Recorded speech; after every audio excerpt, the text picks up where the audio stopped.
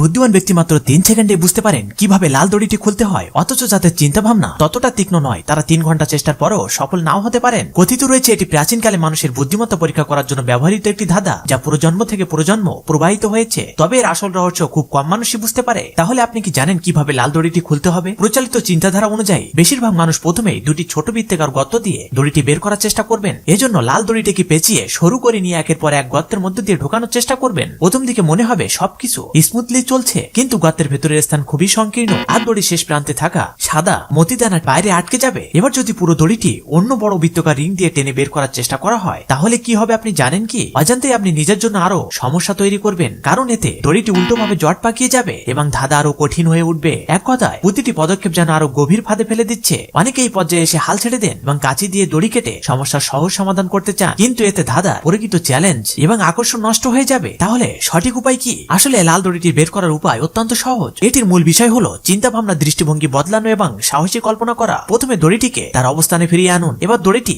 নিচের গোল গর্তের মধ্য দিয়ে প্রবেশ করান। এরপর বাম হাত দিয়ে দড়িটি ধরে সামনে টানুন এবং দড়ির মাঝখানের ফাঁকা অংশটিকে উপরের বড় রিং এর চারপাশ দিয়ে ঘুরিয়ে আনুন। এবার দেখবেন দুটি ছোট গর্তের মাঝখানে চলে এসেছে। এখন কেবল সাদা মতিদানা টেনে বের করলেই দক্ষভাবে দড়িটি খুলে যাবে। এখন কিছু লাইক সাবস্ক্রাইব পাওয়া যাবে কি?